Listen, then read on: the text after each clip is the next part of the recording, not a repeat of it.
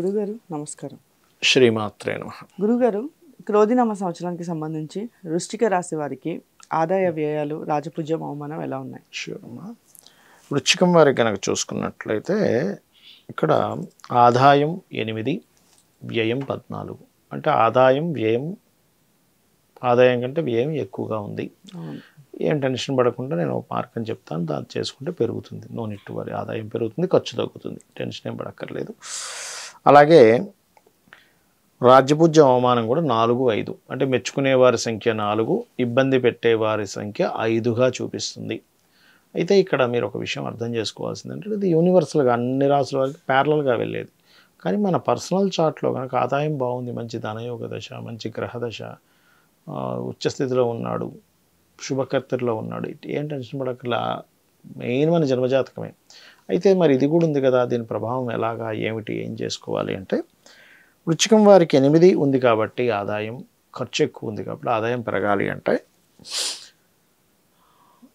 దక్షిణామూర్తి స్తోత్రాలు కానీ, లేకపోతే దత్తాత్రేయుడు యొక్క స్తోత్ర పఠనం కానీ, లేదా జయ గురుదత్త, శ్రీ గురుదత్త అనుకున్నా, లేదా ఓం దత్తాత్రేయాయ నమః అనుకున్నా సరిపోతుంది. ఇది ఫైనాన్షియల్, ఎందుకంటే గురువు కదా ధనాధిపతి, గురు సంబంధించిన స్తోత్రమే వీరికి యోగాన్ని ఇస్తుంది.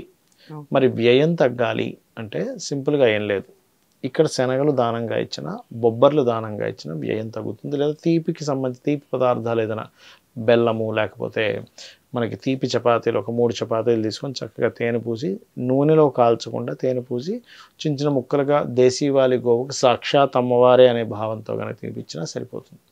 ఇక్కడ ఏమిటంటే మనకి జాతకాలు, వాస్తులు వీటికి మించింది అమ్మవారి ఆరాధన. అక్కడ మనం కనెక్ట్ అయ్యామంటే ఇవన్నీ పెద్ద ఇబ్బంది ఇవ్వకుండా చిన్న చిన్న వాటితోనే క్లియర్ అయిపోతూ ఉంటాయి. వీటి ప్రభావం ఇది ఉంటుంది. దేని ధర్మం దానికి. ఇప్పుడు మనం ఎంత పూజలు చేస్తున్నా వేలు తీసుకెళ్ళి క్యాండిల్లో పెడతానంటే కాలుతుంది కదా, దాని ధర్మం అది అలాగూ. కాకపోతే ఇక్కడ అమ్మవారి యొక్క అనుగ్రహం వల్ల ఏదో దీంట్లో చెప్తాడు, శివుని అనుగ్రహం ఉంటాయట, వజ్రం కూడా పువ్వులాగా తగులుతుందట, వజ్రాయుధం కూడా మనకు పువ్వుతో ముట్టుకున్నట్టుగా అవుతుందట అని చెప్తూ ఆ పరమేశ్వరుడు ఒకసారి పరమేశ్వరుడికి సంబంధించిన ఒక దాంట్లో ఉంటుంది. ఒకసారి మన రావణాసురుడు చూపించుకుంటాడు, ఆయన ఒంటి మీద ఏదో గాయాలు ఉంటాయి, ఇగో ఈ గాయం చూసావు, చిన్న దెబ్బలాగా చూసేది వజ్రాయుధంతో కొట్టిందని. వజ్రాయుధం అంటే మనిషి అసలు మిగలడు, ఏదో పూతో కొట్టినట్టుగా అయింది. ఎందుకు, ఆయన మహాశివభక్తుడు కాబట్టి. అంటే ఉదాహరణ చెప్తూ ఉంటాడు. మరి అంత శివభక్తుడు కూడా ఎందుకు విష్ణు వచ్చి మార్చాల్సి వచ్చింది అంటే ధర్మం తప్పాడు. అంటే ధర్మం అంతకంటే గొప్పది. రైట్. అయితే ఇక్కడ ఈ ఆదాయ వ్యయాల్లో వ్యయం తగ్గాలంటే ఈ అమ్మవారి ఆరాధన. మరి రాజ్యపూజ్యం పెరగాలి వృశ్చికం వారికి అని చెప్పి చూసుకుంటే కనుక, రాజ్యపూజ్యాన్ని ఇచ్చేటువంటి గ్రహం ఎవరు వృశ్చికం వారికి? సూర్య భగవానుడు మరియు స్కంద ఆరాధన రాజ్యపూజ్యం పెరుగుతుంది. అవమానం తగ్గాలంటే శివుని యొక్క ఆరాధన, లేదా శనీశ్వరుడి దగ్గర దీపారాధన చేయడము, విష్ణు సహస్రనామాలు, అవమానం అనేటువంటిది ఈ సంవత్సరం మీకు చాలా తగ్గిపోతుంది. ఇలా కనుక చేస్తే విష్ణు సహస్రనామాలు వింటే ఈ అందరికీ కాదు, వీరికి పర్టికులర్ అందరికీ కూడా తగ్గుతుంది, కానీ వీరికి ఎక్కువగా ప్రభావం చూపిస్తుంది. ఇక ఫైనాన్షియల్గా మే నుంచి ఎప్పుడైతే 2వ స్థానాన్ని గురువు చూడటం తగ్గుతుందో, పక్క వెళ్తుందో, దీనివల్ల ఏంటి, ఉన్న ప్రాంతం కాకుండా ఇతర ప్రాంతాలకు వెళ్ళడం ద్వారా ఆదాయం పెరుగుతుంది. కొంచెం కమ్యూనికేట్ చేసేటప్పుడు అది కొంచెం గాసిప్స్కి ఎక్కువ గురవుతుంటారు, 3వ అధిపతి 4లో ఉండడం వల్ల. కొంచెం ఏదైనా ఇప్పుడు సహజంగానే వృశ్చికం వారికి అర్ధాష్టమ శని ఒకటి నడుస్తుంది. దీనివల్ల ఏమిటి అంటే ఏదైనా ఒక ప్రాపర్టీ తీసుకున్నా, కన్స్ట్రక్షన్ స్టార్ట్ చేసిన, ఏదైనా ఒక కన్స్ట్రక్షన్ రిలేటెడ్ సంబంధించిన ప్రారంభిద్దామని, కోర్సెస్ చేద్దామని, ఇటువంటి విషయాల్లో కొంచెం ఏంటంటే ఈ స్లోనెస్ అనేటువంటిది పెరుగుతూ ఉంటుంది, ఫాస్ట్గా మూవ్ అవ్వకుండా. ఇటువంటివి వీరికి కొంచెం చూపిస్తుంది చెప్పాలంటే. అదేవిధంగా మరొకటి ఏంటంటే, దీంతోపాటు పంచమంలో రాహు ఉన్నందుకు రాజకీయ నాయకులు చాలా మంచిది ఈ సంవత్సరం. అయితే రాజకీయ పరంగా అనేకమైనటువంటి ఒడిదుడుకులు ఇంకా చూస్తాం మనం. ఒకటి అనుకుంటే ఒకటి గందరగోళంగా ఉంటూ ఉంటుంది ఈ యొక్క సమయం కనుక చూసుకున్నట్లయితే. బట్ ధనస్సు వారికి కొంతవరకు పాజిటివ్ పంచమ రాహు అనేటువంటిది. అదేవిధంగా క్రియేటివ్ ఫీల్డ్ వాళ్ళకి, సినిమా ఫీల్డ్ వాళ్ళకి చాలా బాగుంది చెప్పాలంటే ఈ సంవత్సరం. నో నీడ్ టు వరీ చెప్పాలంటే, అంటే ధనుసు రాశి వారికి ప్రత్యేకంగా. ఇక కాన్ఫిడెన్స్ లెవెల్స్ పెరగడము, గురువు సప్తమం నుంచి మే నుంచి రాశిని చూస్తాడు కాబట్టి కాన్ఫిడెన్స్ లెవెల్స్ పెరగడం ఉంటుంది.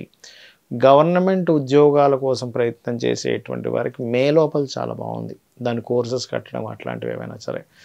కాకపోతే వృశ్చికం వారికి ఏంటంటే లాభంలో కేతువు మంచివాడే, తప్పులేదు. కాకపోతే బుధరాశుల్లో ఉన్నందుకు వ్యాపార లాభాల అంచనాల్లో కాస్త చూస్తూ జాగ్రత్తగా వేయాలి, అడుగు వేసినట్లయితే బాగుంటుందని చెప్పుకోవచ్చు. బట్ ఒకటే, ఇక్కడ 4లో శని ఉన్నప్పుడు మీరు ఎందులోకి ఎంటర్ అయితే మీ అనవసరంగా మిమ్మల్ని అవమానపరుస్తారు వాటి జోలికి వెళ్ళకపోవడం మంచిది. అర్ధాష్టమ శని కదా, అటువంటి ఫలితాలు ఇస్తాడు. అయితే గురుగారు ఈ క్రోధినామ సంవత్సరంలో ఓవరాల్గా దేశవ్యాప్తంగా ఎలా ఉంటుంది? ఒకటేనమ్మా, మనం జనవరి ఫిబ్రవరి టైంలోనే చెప్పాం, జనవరి టైంలోనే చెప్పాను. అప్పుడు న్యూ ఇయర్ ప్రిడిక్షన్స్ అన్నట్టు చెప్పినప్పుడే కొంచెం ఫిబ్రవరి నుంచి ఈ బాంబు పేలుళ్ళని, అల్లర్లని, ధర్మాన్ని కాపాడుకోవాల్సిన పరిస్థితులని, నీళ్ళల్లో తిరిగేటువంటి వాటికి కొంచెం హైజాకులు జరగడం ఇట్లాంటివని, అంటే నీళ్ళల్లో తిరిగే పడవల మీద దొంగలు పడడం జరుగుతుంటుందని, ఇట్లాంటివన్నీ ఎందుకంటే జలరాశుల్లో శని కుజులు కలుస్తున్నారని చెప్పుకున్నాం. ఈ ప్రభావం మే వరకు ఉంటుంది చెప్పాలంటే. ఎందుకంటే మే వరకు ఈ శని కుజ రవి కాంబినేషన్ వల్ల రాజుల మధ్య యుద్ధం, అంటే ఎంతసేపు ఈ ప్రెసిడెంట్లు కావచ్చు, దేశ రాజులు కావచ్చు, వీళ్ళందరూ రాజులు అంటే ఇప్పుడు ప్రెసిడెంట్లు, సీఎంలు, వీళ్ళకేంటంటే ఎంతసేపు యుద్ధం చేద్దామనే ఆకాంక్ష పెరుగుతుంది. ఎందుకంటే ఈ క్రోధినామ సంవత్సరానికి రాజు కుజుడయ్యాడు. కుజుడు యుద్ధానికి కారకుడు, కుజుడు గొడవకి కారకుడు, లీడర్షిప్ కారకుడు, అల్లర్లకు కారకుడు అవుతుంటాడు. ఏది కుజుడు పాడైతే బాగుంటే మళ్ళీ అది వేరే క్రీడాపరంగా రాణిస్తాడు. అందుకని ఏంటి, ఈ యొక్క విషయంలో ఈ రకమైనటువంటి ఇది కనబరుస్తూ ఉంటాడు. అలాగే మరొకటి ఏంటంటే ఈ ఏప్రిల్ మే మాసాల్లో బుధుడు కూడా నీచ పొందుతున్నాడు ఈ సంవత్సరంలో. కాబట్టి ఏమిటి, కాస్త ఈ షేర్ మార్కెటింగ్ రిలేటెడ్ విషయంలో కూడా బోల్డ్ అంత ఫ్లక్చువేషన్స్ వస్తాయి, అటువంటిది చూపిస్తుంది. కాబట్టి ఇది జనాల మీద దీని ప్రభావం పడకుండా ఉండాలి, అందరూ బాగుండాలి అసలు అనుకుంటే కనుక శని కుజ బుధ కేతు ఈ గ్రహాల దగ్గర దీపారాధన చేయడం కనుక చేస్తూ, ముఖ్యంగా కాలభైరవ అష్టకం కానీ, చండీ పారాయణం కానీ, లలితా అమ్మవారి యొక్క స్తోత్రపఠనం కనుక చేస్తూ ఉన్నట్లయితే, ఇప్పుడు యుద్ధ వాతావరణం అనుకున్నాం, యుద్ధాల వల్ల ఏమీ జరగకూడదు. వేరే వేరే దేశాల్లో కూడా ఇండియన్స్ ఉంటారు, మామూలుగా అందరూ మనుషులే కాబట్టి ఉంటారు, వాళ్ళకి హాని కలగకుండా ఉండాలి అంటే కొంచెం ముందుగానే యుద్ధం వస్తుందని కూడా కొంచెం స్టోర్ చేసి పెట్టుకుంటారు. ఇటువంటి జాగ్రత్తలు తీసుకోవడము, కొంచెం నేను ఇందాక చెప్పినటువంటి దేవతారాధన కనుక చేసినట్లయితే బాగుంటుంది. అయితే గురుగారు, మరి సాధారణంగా కొంతమందికి జన్మరాశి ఇవి తెలియవు, నక్షత్రాలు కానీ రాశులు కానీ తెలియని వాళ్ళు ఉంటారు. మరి వాళ్ళు ఎలాంటి జాగ్రత్తలు తీసుకోవాలి గురుగారు ఈ క్రోధినామ సంవత్సరానికి? తప్పకుండా అమ్మ, యూనివర్సల్గా కేతువు 6లో ఉన్నాడు, న్యాచురల్ 6th హౌస్లో ఉన్నాడు. కాబట్టి అందరూ కూడా ఇంటి నుంచి బయలుదేరే ముందు గణపతిని ఆరాధించడం మంచిది. మార్చ్ ఏప్రిల్ మే మాసాల్లో పర్టికులర్గా మీరు వీలైనంత మట్టుకు చండీ పారాయణాలు ఎక్కడేం జరుగుతున్నా, హోమం జరుగుతున్నా కాస్త అటెండ్ అవ్వడము. అండ్ అదేవిధంగా అనవసరమైన గొడవల్లోకి వెళ్ళకపోవడం మంచిది. ఎందుకంటే ఈ కాంబినేషన్ ఇప్పుడు అనవసరమైన గొడవల్లోకి వెళ్ళాల్సి వస్తూ ఉంటుంది, అనవసరంగా ఏమన్నా గొడవలు అవుతూ ఉంటాయి ఈ వర్కర్స్ మధ్యని, బాస్ మధ్యని, ఇట్లాంటివి జరుగుతూ ఉంటాయి కాస్త. ఎందుకంటే బాసు కారకుడైన శని రవి కొంచెం శని రాహు మధ్యలో తిరుగుతున్నాడు. కాబట్టి ఏమవుతుంటుందంటే ఎక్కడైనా కూడా ప్రతి ఆఫీస్లో కూడా వీళ్ళు ఎంత బాగా చేస్తున్న బాస్తో ఏదో ఒక అల్లరి, లేదా బాస్ ఎంత బాగున్నా వీళ్ళు ఏదో ఇబ్బంది, ఇట్లాంటివి జరుగుతూ ఉంటాయి. కాబట్టి కొంచెం ఈ ఆఫీస్ ప్రెమిస్ ఇట్లాంటి వాటిలో కొంత జాగ్రత్తగా ఉండాలి. అండ్ అలాగే అందరూ కూడా న్యాచురల్గా నేను చెప్పేది ఒకటే, ఈ మార్చ్ ఏప్రిల్ మాసాల్లో బాగా అనుభవం, షేర్ మార్కెట్లో బాగా అనుభవం ఉన్న వాళ్ళకి లాభాలు ఉంటాయి. ఎందుకంటే నీచభంగ రాజయోగం కూడా ఉంది, నీచం కూడా పడుతున్నాడు ఒక పక్కన. కాబట్టి అనుభవం లేని వాళ్ళు కాస్త ఎక్కువ పోగొట్టుకునే ఛాన్స్ ఉంది. కాబట్టి ఈ జాగ్రత్తలు తీసుకోవాలి మెయిన్గా. తీసుకుంటూ బుధవారాలు ఎటువంటి నిర్ణయాలు తీసుకోకుండా ఉండాలి మే మాసం వరకు. బుధ శని మంగళవారాలు ఎటువంటి ఇంపార్టెంట్ డెసిషన్స్ తీసుకోకపోవడమే మంచిది. అయితే గురుగారు, సాధారణంగా జన్మజాతకం మెయిన్ అంటూ ఉంటారు కదా, మరి అసలు ఈ జన్మజాతకానికి సంబంధించి మెయిన్గా చూసుకోవాల్సిన అంశాలు ఏమన్నా ఉంటాయా? మొత్తం మెయిన్గా జన్మజాతకమేనమ్మా. ఎందుకంటే మన ఎదుగుదల దగ్గర నుంచి మన సంపాదన ఎటువైపు వస్తుంది, మనం ఏ రకంగా ప్రయత్నం చేయాలి, ఏ దిశలో నివసిస్తే మంచిది, సంతానం ఎందుకు అభివృద్ధి అవ్వట్లేదు, అభివృద్ధి అవ్వాలంటే ఏం చేయాలి, వివాహ సమయం కానీ, మనకి చూసినట్లయితే ఇన్వెస్ట్మెంట్స్ చేసే సమయం కానీ, అదేవిధంగా విదేశాలకు వెళ్ళే సమయాలు కానీ, వచ్చే సమయం కానీ, ఇవన్నీ కూడా మన జన్మజాతకంలోనే ఉంటాయి. మన టర్నింగ్ పాయింట్స్, టైం బాగుందా బాగాలేదు, ఇవన్నీ కూడా. అయితే వీటితో పాటు ఎందుకు మనం ఈ ఉగాది ఫలితాలు ఇవి చెప్పుకుంటుంటామంటే, బయట ఉండే కాలం కూడా మనకు సహకరించాలి కాబట్టి చెప్పుకుంటూ ఉంటాం. కాబట్టి మెయిన్ జన్మజాతకం ఎప్పుడు కూడా అయితే ఇక్కడ ఇంకొక విషయం చెప్తాను.